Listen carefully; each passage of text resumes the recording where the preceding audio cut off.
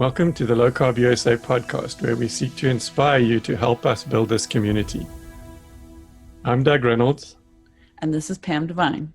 This is a kickoff episode of this podcast now, where we are looking to bring you inspiring and educational information in less than 20 minutes. That's our object, is to get you out of the door in less than 20 minutes.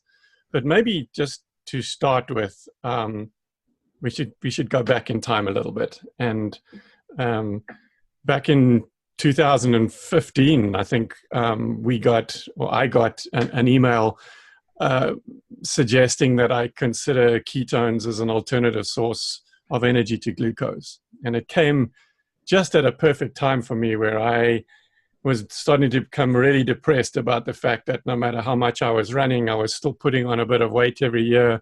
And I was really feeling unhealthy. And suddenly there was this concept of a ketone that I'd never even heard about that could maybe do something for me. So I did a bunch of research for 3 weeks. I buried myself in the research. And by the end of it, it made sense. It explained what I was going through right now. It even explained the troubles that I had in my early 30s when I was running ultra marathons and getting really, really fit, and then going on this carb loading regimen for the 3 days before and feeling like absolute rubbish on the day of the race. It explained everything. And so we pulled the trigger. I pulled the trigger on both of us, really. And we started doing this. We knew nothing about it.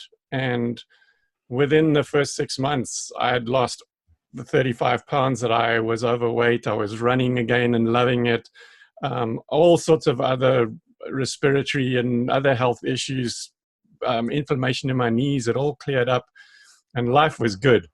And Pam and I were sitting there the one night, and I couldn't believe that I didn't know about this, and that there was pretty much the majority of people out there also didn't know about it. And so we started talking about what we could do to bring that to the community, to teach people like us who didn't know about it. And we thought about putting on a conference in San Diego in summer. It's a nice destination. And so we started planning it, and literally from nothing to a conference in 6 months. We established social media presence, we established a website, we started promoting it, and people came. And it's grown from there. Coming up in a very short time now, we've got our 4th annual San Diego event, and it'll be our 11th event in total that we've done already. But even more profound, I think, than that is what kind of evolved from speaking with Gary Taubes and his suggestion that we have a feedback session at one of our events, which we did last year. We got Adele Height in to actually moderate that. And all her suggestions kind of helped us to realize that there was something missing. And that was support for the practitioners. And so what we decided to try and do was produce and publish a set of clinical guidelines for the prescription of carbohydrate restriction as a therapeutic intervention. No particular specific diet. It's not vegan, it's not carnivore, it's not even in the middle. It's just about carbohydrate restriction. How you actually get there is a matter of personal choice. And so we've extremely proud of the fact that a couple of months ago we managed to actually publish the clinical guidelines. They're now on our website. We have an ongoing effort now to try and establish this concept of carbohydrate restriction as a valid intervention for physicians, and eventually to establish a standard of care around that, which is an alternative to the current one. We're not saying that the current one is right or wrong or whatever. We're just saying that it doesn't cater to people who are restricting carbohydrates. For those kinds of people, their metabolism is completely different, and therefore the current standard of care does not apply in many cases. And so there needs to be an alternative for those people. So maybe Pam can tell us a little bit about me dragging her into this. And I think what's most inspiring to her is interacting with the people and what it is that inspires them. So, it's funny. I think I had the same reaction that a lot of people do. I also came from a healthcare background. We didn't learn a lot about nutrition, and I was a radiology tech for many, many years. Did a lot of anatomy and physiology training during my education process, and went with nutrition recommendations just like everybody else had over decades, lowering your fat to lower your cholesterol. So when Doug said, "Hey Pam, we're going to go shopping and here's my list," I said, first of all, wait, Doug, you're going to go to the grocery store with me? And number two, wait, you've made a list? And there was butter, bacon, steak, full fat cream, half and half, full fat yogurt, and all these things. And I was perplexed and confused. I'd listened to a little bit of the things that he was talking about that he'd been reading. And, I initially thought, well, where are we going to get all of our vital nutrients from? Where are we going to get our vitamins from? Thinking that fortified whole grains is a good source of those. Quickly learned over the next few months that that's not necessarily the case. Things that we eat shouldn't need to be fortified. You should be getting your nutrients from nutrient-dense food and not from vitamin supplements. So we went to the grocery store, and just like everybody else who kind of starts this, it's getting a little bit easier now, I think, over the years as the years go by. But 4 years ago when we started this, we went to the dairy section and we had a very difficult time finding anything that was full fat. You have this giant section of massive amounts of low fat yogurt with all these different flavors. There's a few varieties that say less added sugar, but the full fat yogurt was on the very bottom of the shelf in the corner. I was probably about 30 pounds over where I had been really comfortable in my late 30s. So, my biggest takeaway once we were a few months into this, being in my mid 40s, postmenopausal, the weight came off a little bit slowly for me, very slowly, much more slowly than I would have liked. The biggest benefits of changing the way I ate to limiting carbohydrates out of my diet was I had a lot less sugar spikes and energy crashes. I feel like I have a lot of food freedom that was really nice for me when I was having what I felt like was a little bit of food confusion and fear around what I was eating and what was putting on weight. So food freedom, the first time that I ever went until 3:00 in the afternoon without eating anything with just coffee, I was surprised. Then, quickly got to the time where I'd get to 5:00 in the afternoon and I hadn't eaten and I couldn't believe it. So not having to carry snacks around with me to mitigate hypoglycemic events and energy crashes has been really great for me. I think I have a little bit of ADD probably, then it helps a little bit for my focus. Going back, we actually wanted to be a really big part of the education process, and we love the science and we love delving into it, and we know a lot of people who do.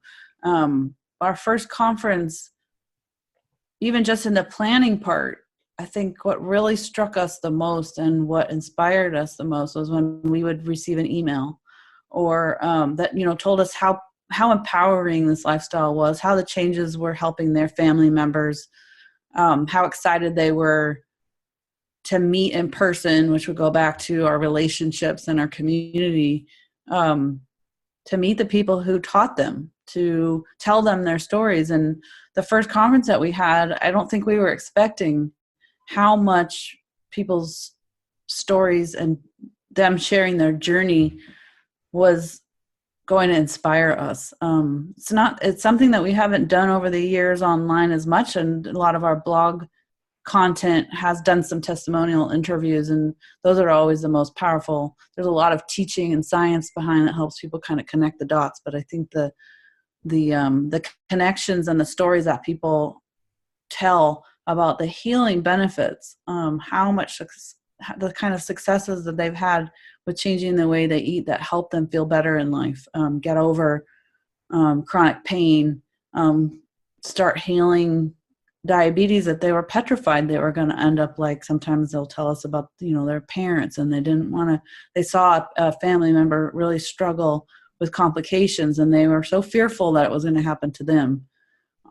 We've had people tell us stories about having a rare disease, or a family member that had a rare disease that, in their medical community, their doctor wasn't recommending carbohydrate restriction as a powerful intervention that was going to help them reduce some of the symptoms and side effects, or in glycogen storage disease, help them to have the fuel to literally move their muscles. And stories about people who had chronic injuries and even changing their diet, where, most medical doctors wouldn't be the first go-to, would be changing the way somebody ate to help their chronic pain or post-traumatic stress. So bringing these kind of stories to the community, the powerful, impactful stories of people who have literally changed an aspect of their life that they thought was going to be chronic, and that their doctors told them was going to be chronic, that only medication maybe could help, and that wasn't even actually being very successful. So yeah, we want to bring more of those stories to you to help inspire you as it has inspired us. So yeah, we've met so many people through our conferences, but people wrote to us as well who are local to us and said, hey, can we just meet for dinner? And then as we were teaching friends, they would say, this is kind of complicated. Can we have maybe a monthly support group meeting? Maybe I could bring a friend. We quickly found that people really needed in-person support. They wanted to be around like-minded people. They wanted to be able to share their stories in person.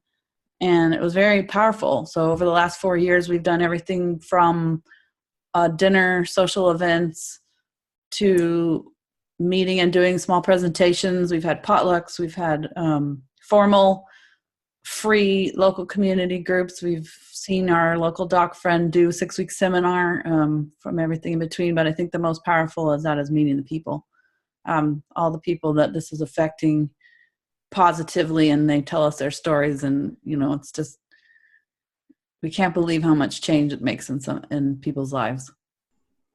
So you'll notice that we haven't had any commercials at all during this podcast, and we intend to keep it like that if we possibly can. But at the same time, the work that we're doing and the efforts that we're going to get the clinical guidelines done, there's just so much to do. And in order to really, for this to be sustainable, we need your help.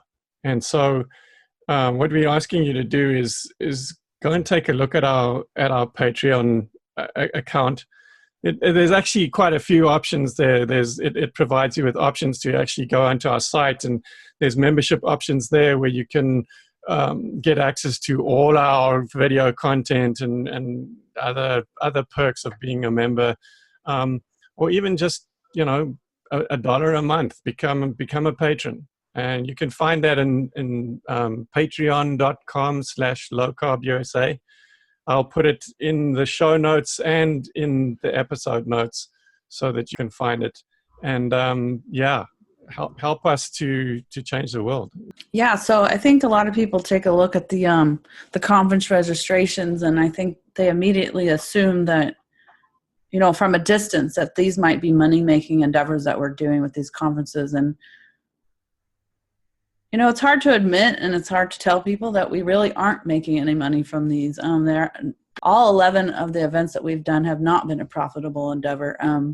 We've literally had to dip into our credit, basically. It wasn't anything. It wasn't like we actually had a pocket to dip into and put money into. We've had to take loans and get a lot of credit for these events. So any little bit that you can help, every ticket that's sold, every little bit of $1 a month in a Patreon account will help us to fund our endeavors and fund the programs, so that we continue to do some of these other things that are free content. The project management that we're doing on the clinical guidelines project will really go a long way.